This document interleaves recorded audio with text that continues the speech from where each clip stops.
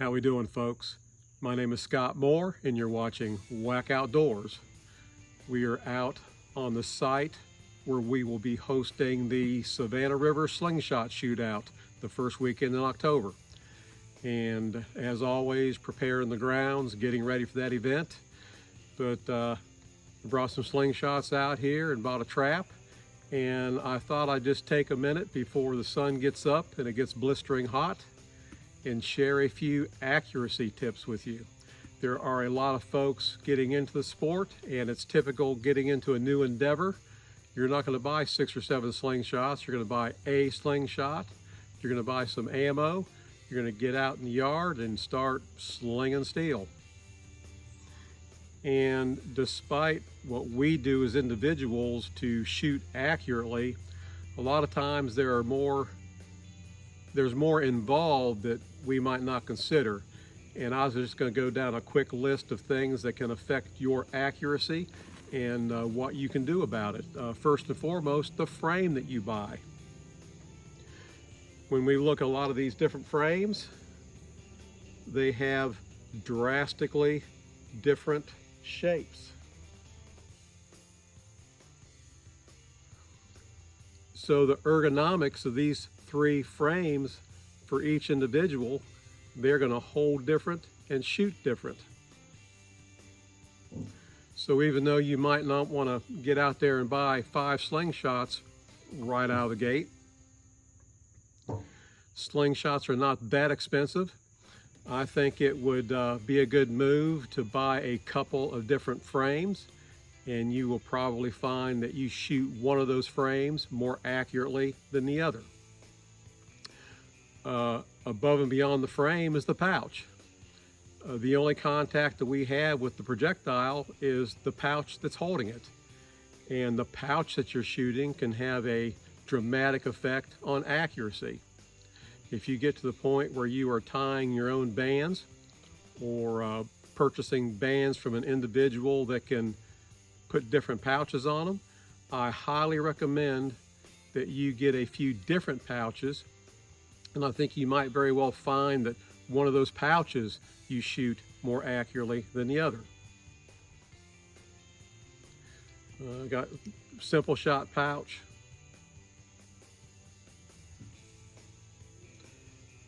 We have a Caddyshack Hunter pouch from the UK that Wayne makes.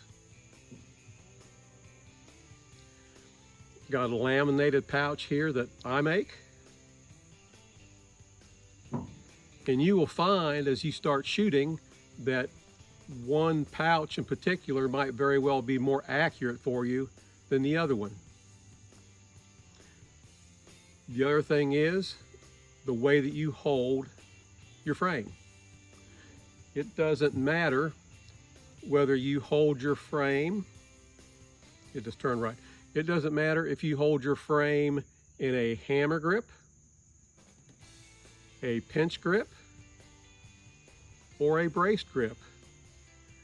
Your forks of that frame, you don't want them tilted this way or this way.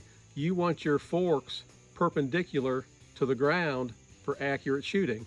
And I will show you here in just a second a way to train your body to hold that way. All right, so my tip for making sure that your fork tips are perpendicular is to find a post, a door frame, a corner in your house, or any surface that is perpendicular, vertical, plumb, whatever verbiage you want to use, something that if you put a level on it, it's level. You take your frame, regardless of how you hold, regardless of your style, and you take your frame and you lay your frame tips right on that vertical surface. Then you can bring it out here and you can shoot, and you know for sure that your fork tips aren't tilted this way or this way. And what this does is not only does it teach your body what this feels like, it also lets you see what it looks like. So when you come up to this surface and you hold your fork tips this way, you get an idea what your wrist looks like, And visually, you're going to be able to tell if that wrist is broke more or rolled back.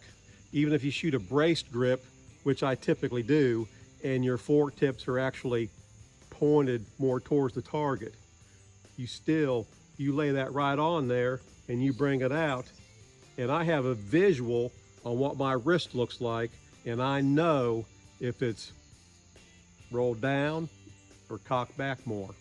Again, just a quick tip: keep your fork tips vertical and keep you shooting accurately. Last, but I think foremost, we get out in the yard and we shoot tin cans, or we shoot Dixie cups, or we hang something off a string and hit it and we want to see it move. But if you really want to increase your accuracy, we have to shoot paper. We have to shoot something that when we miss, we can tell that we're missing high or low,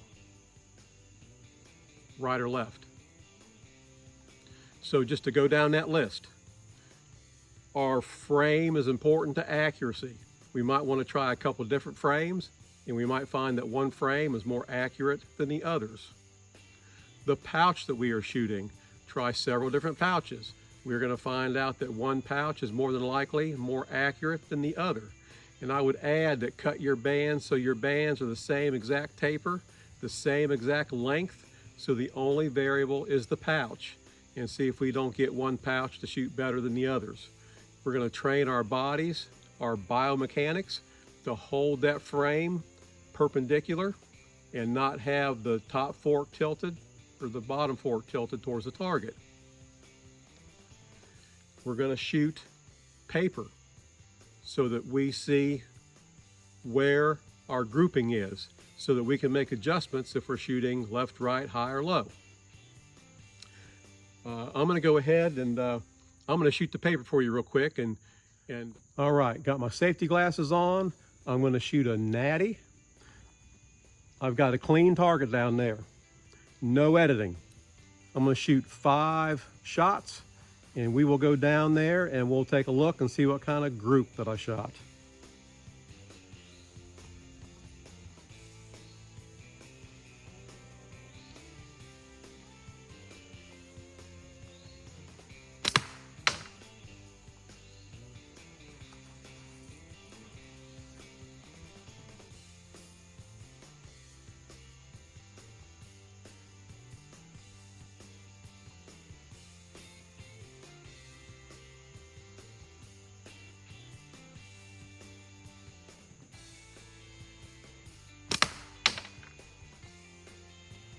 There's so much humidity out here, my glasses are fogging up and my pouch is sticky. Not an excuse. We're gonna let them fly.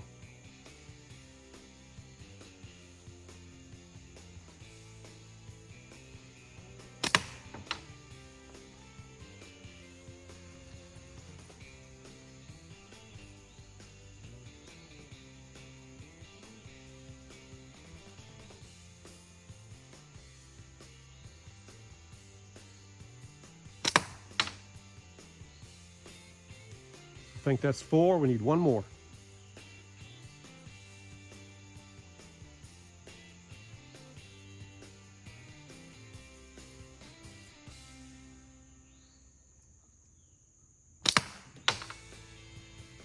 All right, we'll go down and take a look at it.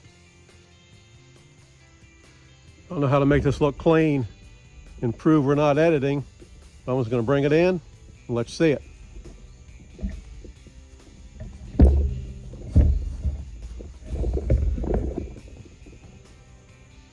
All right, so this is what we're doing. And actually the group is just as far out from the dead center all directions. So I'm not going to see an indicator here that I need to do anything real different except keep shooting and clean it up a little bit. This is actually a rather large bullseye at a short distance, so this shooting is not miraculous. It's just so we can see it on video. So we'll go with that.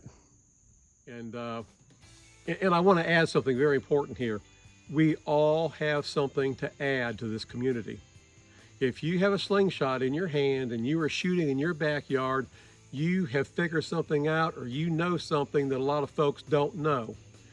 And I would encourage you to share what you're doing. If you find something that is successful, let us see it so we know.